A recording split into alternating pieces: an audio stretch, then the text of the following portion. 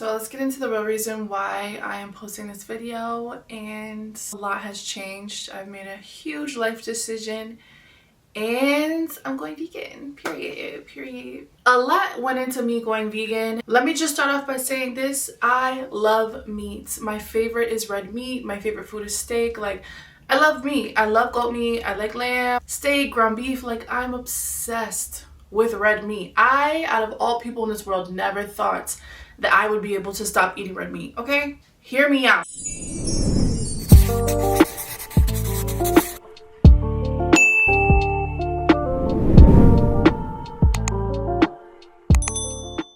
When you hear the reasoning why I went vegan, you're gonna be like, ah, because I was the last person to ever go vegan on this earth. My favorite restaurant is Fogo de Chao. I love meats, okay?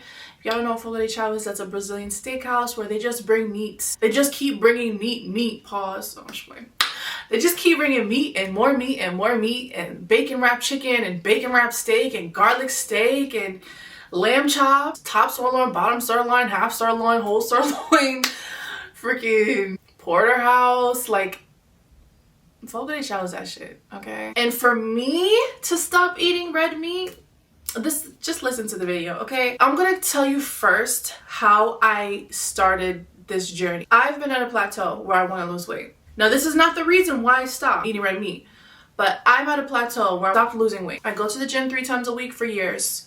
I work my ass off in that fucking gym, okay? And I'm not seeing results. And I'm like, what the fuck? Like, I need to lose more weight. I can't lose more weight. I just don't know what's going on because I don't eat like bad. I don't eat fast food. I stopped eating breads. I'm eating vegetables. I'm eating tons of meat. Whatever meat you can think of. And you know, I'll have like popsicles and stuff like that. But a lot of times they're sugar free. Like, I'm not doing nothing crazy. So I'm like, why am I at a plateau? I was like, you know what? I have to do something extreme. I'm gonna do something extreme for 30 days. I can do something extreme for 30 days and stop. It's only 30 days to get to my goal weight. I just got to a point where I'm like, I cannot live like this anymore. I want to lose weight so bad. So I went on an extreme diet, and during that process, I just became really obsessed with foods because 60% of your results are the kitchen. It's like 40% the gym, but like, you are really what you eat. And I'm gonna get into that. That's a documentary on Netflix. That's one of the rabbit holes that I went down. There was 2 documentaries. There was one, You Are What You Eat on Netflix, and the next documentary is Live to Your 100, The Blue Zones, okay? That has some amazing information in it. So let me just start off with the first documentary. I'm gonna tell you guys the key things so you guys don't have to watch that whole fucking documentary because that shit is long as fuck, both of them. So I'm start with the first one, and this is what led me to the second one. So basically what they did is they took fraternal twins, and they did a study where one of the twins, they did a vegan diet, and the other one, they did an omnivore diet. And they seen the stats from the beginning to the end. Now, the stats they took were brain function. What you eat has a lot to do with your memory. Had no idea. That's another thing. Body fat, muscle mass, visceral fat, which is the most deadly fat. That's the fat that can kill you. That's the fat when you see somebody who got surgery and they gain weight, they gain it inside, so they're super wide but their stomach is flat. Yeah. So me, if I gain a shitload of weight, I'm gonna be wide as shit. So yeah, that's visceral fat, and that's way more deadly than regular fat. It's like wrapped around your organs and stuff. Basically, the end result, the vegan lifestyle was better. Now, I feel like the only bad thing with the vegan one was you lose more muscle mass. So with vegan diets, you have to eat more. It's not like, since you're not eating meat, that you're gonna lose everything. You just have to eat a lot more. So foods that have high protein, beans, you know, nuts, stuff like that, protein powders. I'm not going fully vegan. Another disclaimer. I'm actually gonna be a vegan / pescatarian, and I still say vegan instead of just calling myself a pescatarian because I'm not eating stuff that comes from an animal. I'm not eating dairy because it's super unhealthy. I've known dairy was unhealthy for a long time. A long time ago, I went on a diet where I stopped eating dairy, and the first week I lost 5 pounds. Like, dairy is so bad for you, and I've always known that, but I didn't care because I'm obsessed with cheese. Let me go back to the study. Visceral fat was down, where I think the meat eaters' visceral fat was actually up. The weight was down with the vegans.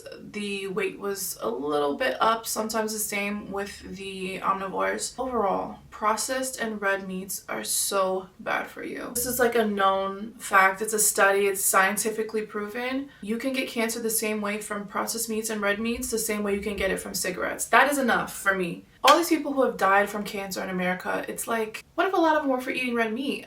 A lot of times we don't even know where the cancer came from. So it's like lung cancer if you smoke cigarettes every day, of course, but we don't always know how we got cancer. So red meat and processed meats cause cancer. It is scientifically proven. It has been researched. It has been proven. There's tons of studies. So I'm like, I don't want cancer. I've been very curious as to why America's so big on cancer, why we have so much cancer.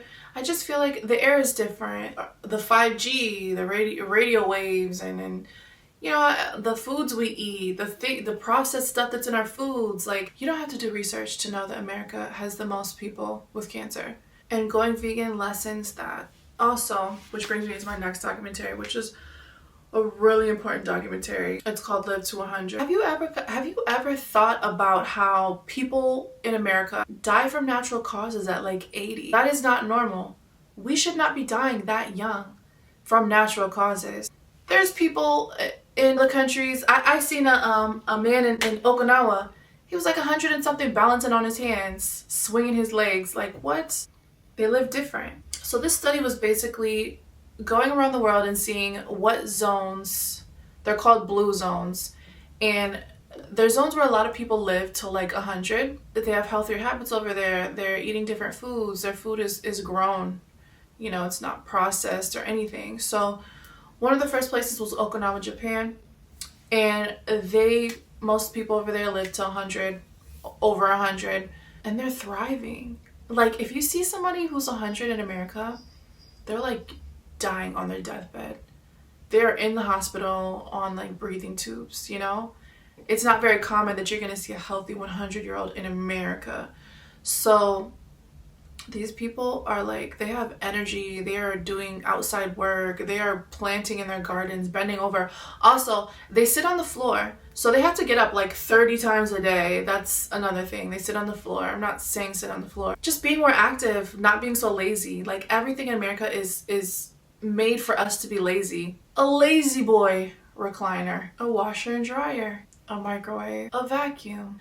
Everything is meant for us, things to be easier. And I'm grateful for those things, but some things can change. Instead of me being lazy, maybe procrastinating on some things, I might just do it. Exercising every day, even if it's just walking, finding an activity in your neighborhood, tennis, volleyball, aerobics, whatever, swimming, whatever you could find, doing something to stay active is so important. Also, in Okinawa, Japan, 60% of their diet was purple potatoes. They're like kind of sweet. They are the most healthy vegetable you can find. And also they ate a lot of legume. Diet has a lot to do with living longer. Another place was Sardinia, Italy. Everything is on a hill, so they're always walking uphill to the church, to the grocery store. So it's like they're getting the exercise in. Everything is homegrown. If you go to Italy and eat pasta all day, when you come back to America, a lot of people say that they lost weight. And they're shocked because if you eat pasta all day in America, you're going to gain so much weight. Our pasta's not the same. Costa Rica, their diet, there was a place in Costa Rica and their diet was black beans, squash, and corn tortillas. And a lot of them are living over 100 as well. A dozen eggs has 2,200 milligrams of cholesterol, 20 grams of fat. Beans, squash, and corn tortillas have the same exact protein and everything you need, except it has 0 cholesterol, 0 fat. So it's like, which one? Which one? Drinking a lot of herbal teas. Also, eating until you're 80% full. They do that in Okinawa, Japan. In America, we eat until we're 180% full. I know I do. Let's eat until we're 80% full. Like, overeating is like, that was one of my main things. Like, overeating. Eating a lot in a day, but smaller meals is not as hard as I thought it was. I could never do it before until now. Now, right now, like I said, I am on an extreme diet. So I'm not even eating like vegan cheese or any of that stuff. Like, I'm just sticking to this diet, and I'm actually going to do another video. My next video is going to be what I eat in a day and how I lost 20 pounds, because I lost 20 pounds. So I don't know if you can tell, but yeah, I'm going to be showing you guys what I did, and it's just 30 days I'm going to stick to this diet. I can stick to something for 30 days. It is not that big of a deal. Like, it's only 30 days. After 30 days, I'm gonna eat vegan cheese. I might like eat some, maybe like a couple sweets. Like, I'm gonna maintain my weight, but right now I'm trying to lose weight. So I'll probably lose about 8 and I'm done. So 2 more weeks, might not even take that long. I also have been working out a lot. I always work out though, so that's nothing new. 60% of your results are eating, so that's very important. Another thing, which is a huge deal for me, eating vegan sets back your biological age. So whatever age you are, like if you eat vegan, internally you will be younger. So if you're 40 and you start eating vegan, you could set back your clock to like 32, where your body is functioning like a 32-year-old or a 20-year-old. Maybe not 20, but that was a big deal for me because I haven't had so much energy. I didn't know that foods had so much influence on your body. Like, yeah, I know eat good, but I didn't know like red meat, processed meats, and dairy, and everything was so detrimental. Nuts, eating a handful of nuts on a regular basis will add 2 years to your life. That is a big deal. Another study, another thing, and this is what sold me. There was a man from Ikaria, Greece, and he moved to America to live the American dream. Ciao. He ended up getting cancer at like 66, right? He said, you know what? I'm gonna die home. He went to Ikaria, Greece. He moved with his wife and moved back to Ikaria, Greece to die. He lived life to the fullest, you know? He ate from his garden, you know, drank Icarian wine, hung out with friends, you know, and he ended up living till 105.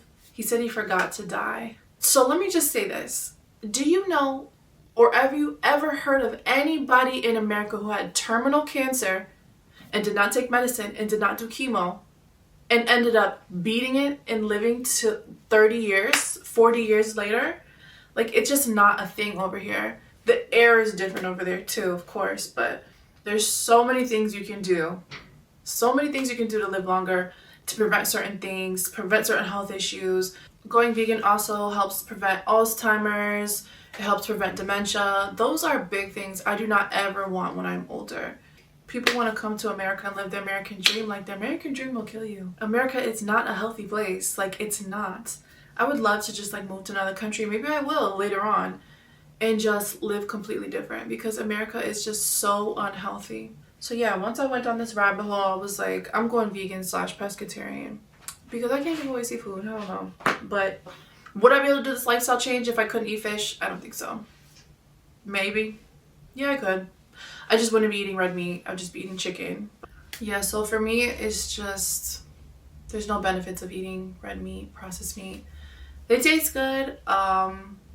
If you're trying to gain muscle, it's a little easier. But with the health benefits, all the things that being vegan cuts out is like, it just doesn't make sense to eat red meat or processed meat. It makes no sense. Pork is obviously the dirtiest meat. If you put pork in the sunlight and put a magnifying glass on it, maggots will come out. Like, pork is disgusting and the Bible tells us not to eat it, and there's a reason. It is a dirty meat. I'm never eating pork again. I may, like, I can't, like, when I go to Ghana, I'm gonna need to eat, I might eat some goat, okay? Maybe. Like, I'm not gonna go crazy, but like, you know, I'm gonna eat some goat meat. I might eat a little meat in Ghana, but like, that's it. Other than that, I'm not eating no more meat. Once in a great blue moon, I might eat meat. And if I do, it's probably gonna be chicken. Unless, like I said, if I go to Ghana, I'm gonna eat some goat meat because, yeah. Being vegan does not have to be disgusting. And the substitutes are amazing. The butter substitute, vegan butter, tastes the same. Vegan cheese tastes great via life. Like, it's a lot of vegan things where it's like you can't even tell the difference. So it's not like such a big change. And you can still eat vegan meat, which is still processed. Yeah, it doesn't come from an animal, it's not red meat, but like, it's still not healthy for you. So I'll probably be eating very little of that. Yeah guys, stay tuned. Thumbs up if you like this video. Like, comment, subscribe. Bye guys.